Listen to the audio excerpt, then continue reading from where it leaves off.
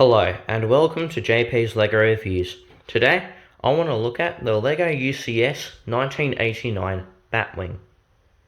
This set includes 3 minifigures, Boombox Goon, Joker and Batman.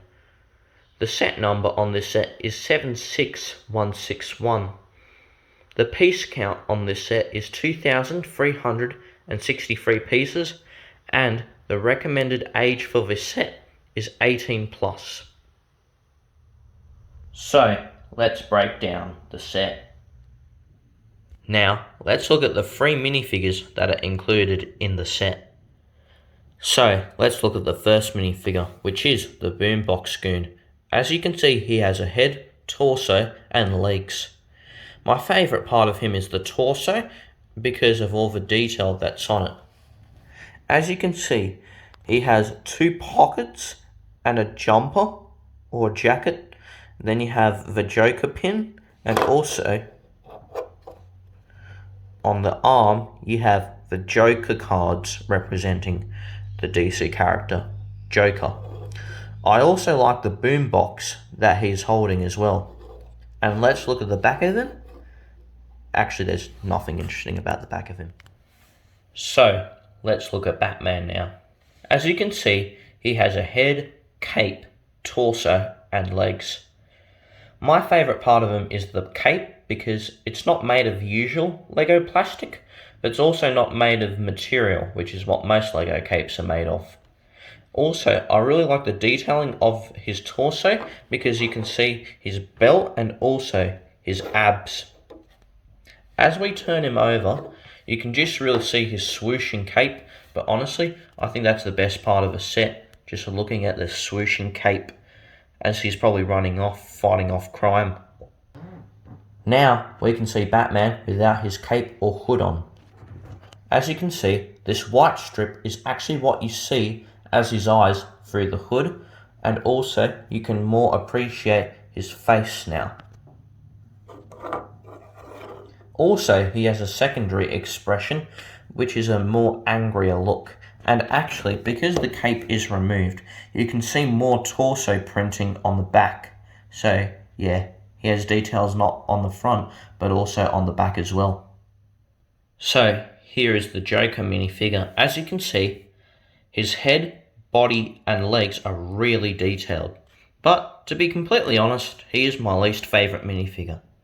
He just has a creepy look to him, but still, at a close-up, you can just appreciate all the detail he truly has.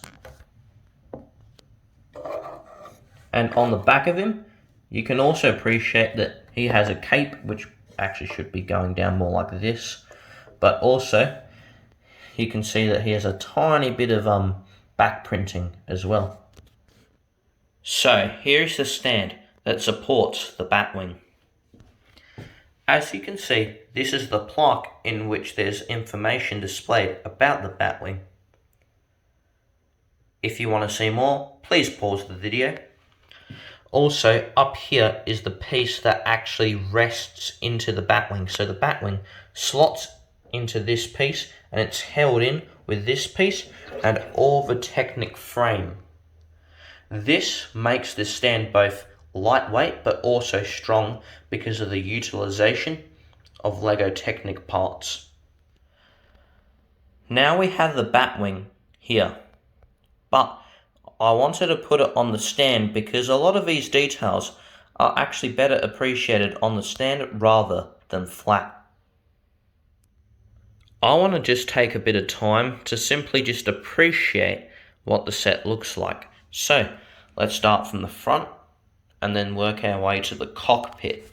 Now, Batman sits roughly around here in the cockpit. Then, from the cockpit area, you can go up to the cannons. Now, even though these don't actually shoot anything, these are still really good looking cannons, and they work here perfectly in the set. And I just love how these wings, even though they may not make sense too much in a sort of aerodynamic sense, but they absolutely look sick on this set. Now, let's curve around to simply appreciate the curvature built into a system that is mainly square based, because Lego is a brick after all. You have the flaps and the just a lot more greebling along the side. And then you have the other side, which is basically the same thing, but yet again, that's the great part about this set. Because it's symmetrical, it has the same details on both sides. Also, I forgot to mention, this greebling here is also cool as well.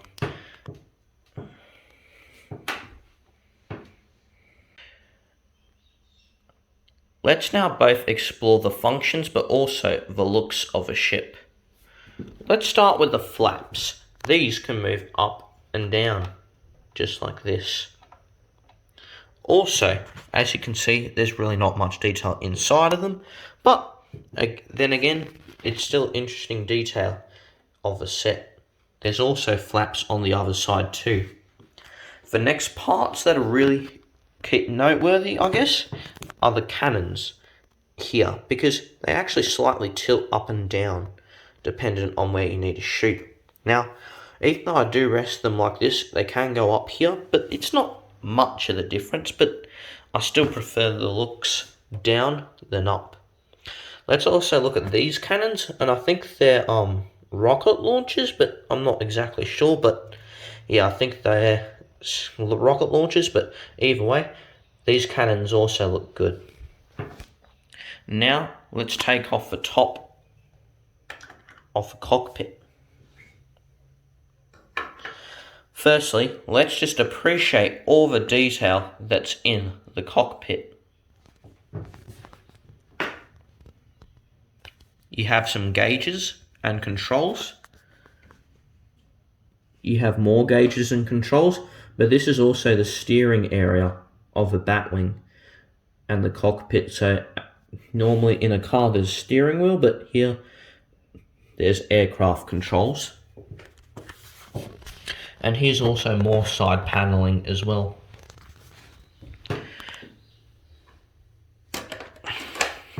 This set has a lot of detail, but that's not even it. You have lights over here. This area, which is heavily greebled. You have some vents or something over here. And also you have some other missiles here as well. But they're the less noteworthy ones, but I still wanted to note them anyway.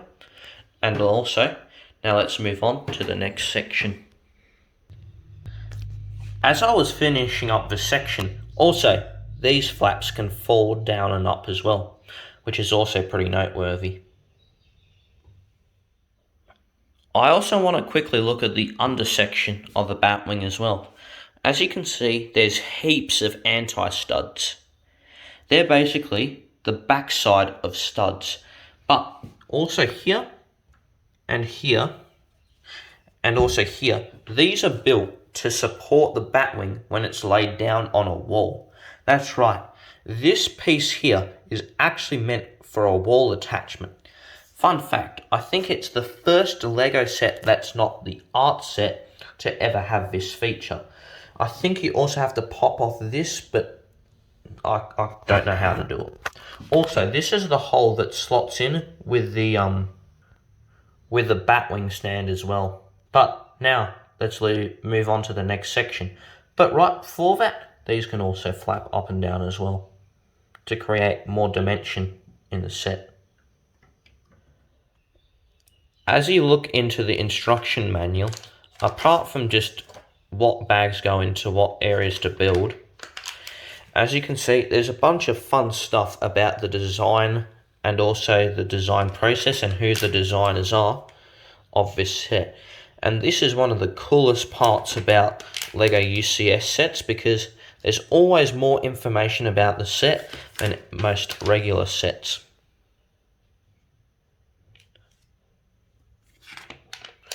Also, this is probably my favourite page of the instruction manual, because here's also the Batwing, but also next to it, I don't own this and I don't plan to, but here's the 1989 Batmobile. This set is actually found really commonly in stores these days, and you can often get it at 20% off actually.